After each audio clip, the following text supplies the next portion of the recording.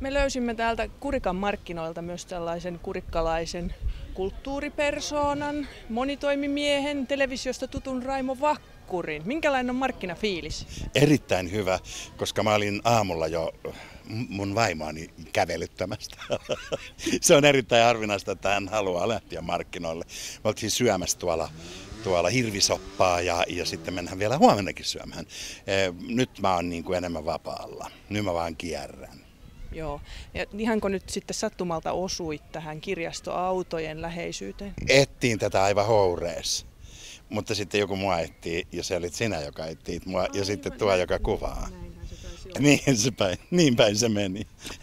Mutta olet myös aktiivinen kirjaston käyttäjä. Kyllä. Kuinka usein tulee käytyä kirjastossa? Aina kun äänikirja on kuunneltu, niin sen jälkeen mä palautan sen vanhan ja pyrin hakemaan uutta. Mutta nyt mä oon niinku laajentanut tätä tietämystäni sillä lailla, että nyt mä osaan katsoa jo netistä, että mitä äänikirjoja on olemassa. Että nyt mä meinaan aloittaa sitten, kun tämä kirjasto täällä aukeaa, niin sitten mä aloitan aivan uuden elämän. Mä varaan. Varaat oikein sydämen kyllyydessä. Mä rakastan yli kaiken äänikirjojen kuuntelemista silloin, jos lukija on hyvä.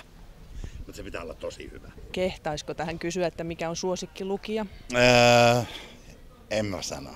Mutta mä en tykkää siitä, jos esimerkiksi naislukija yrittää muuttaa miehen ääneksi ja palata naisen ääneksi. Se ei ole, Erja Manto naislukijoista on ehdottomasti paras. Hyvä, saatiin pieni name drop tähän nyt vielä. Olisiko mahdollista lainata täältä Kurikan markkinoilta nyt jotakin lukemista? Tässä olisi sopiva tilaisuus 2 kappaleen kirjastoautoja paikalla. Onko näissä äänikirjoja? On, kummassakin. Ihan totta, no sitten mä voin mennä kyllä valkkaamaan. 2 ilmaista kirjaa otin jo Kuopion ja Seinäjoen. Ne on tuolla odottamassa mua. Ne mä otin jo, kun ne kerran sai ilman. Mahtavaa. Kiitoksia haastattelusta, Raimo Vakkuri.